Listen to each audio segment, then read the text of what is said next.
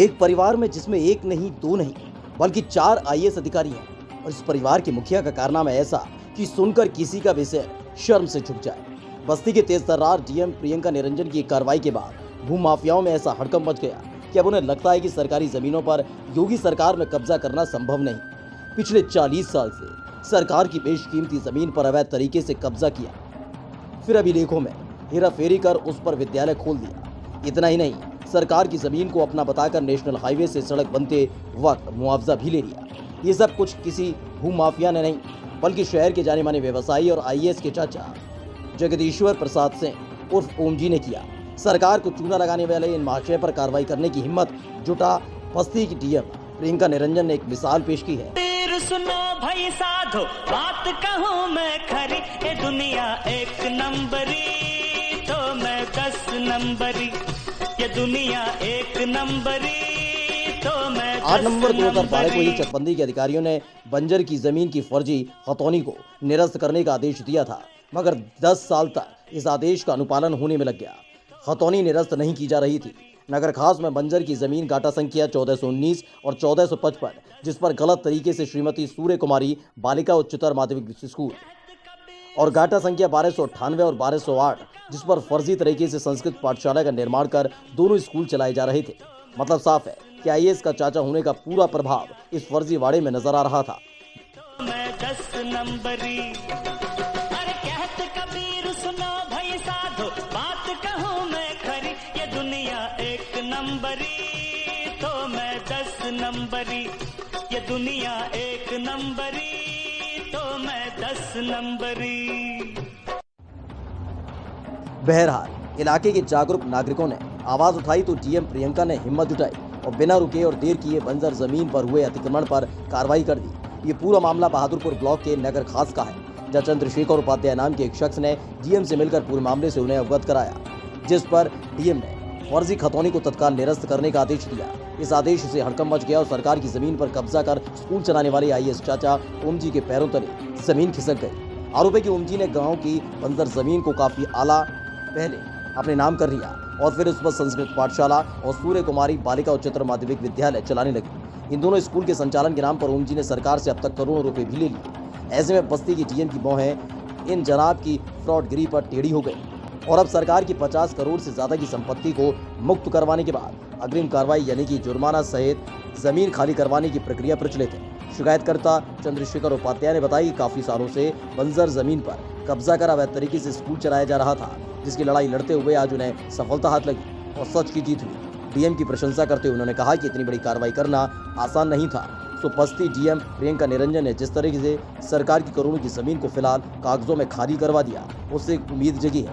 पोखरे के किनारे जो ऊंचा 132 की जितनी लैंड है, खलियान भीटा ये सब होता है, इसका स्वरूप सुप्रीम कोर्ट के लॉ के अनुसार नहीं बदला जा सकता।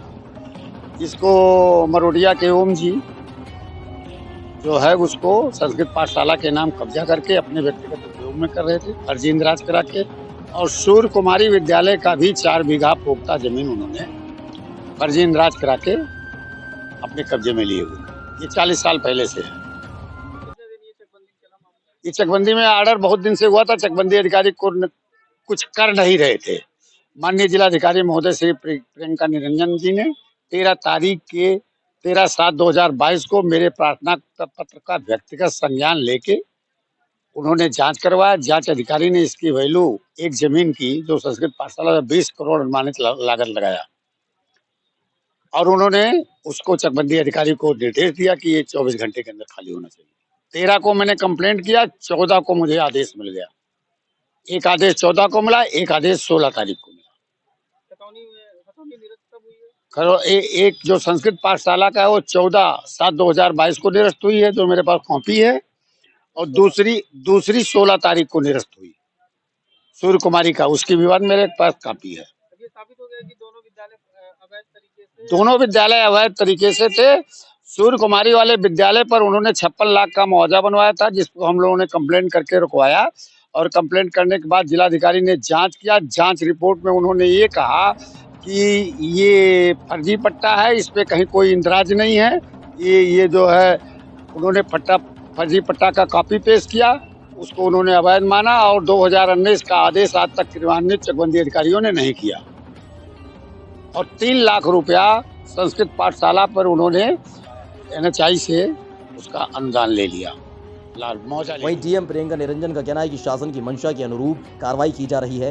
नगर खास में बंजर जमीन पर कब्जा किया था, जिस पर अवैध तरीके से स्कूल भी चल रहा था। इसकी जानकारी होते ही उस पर कार्रवाई की गई और खतौनी को निरस्त कर दोबारा बंजर जमीन के खाते में दर्ज कर दिया गया।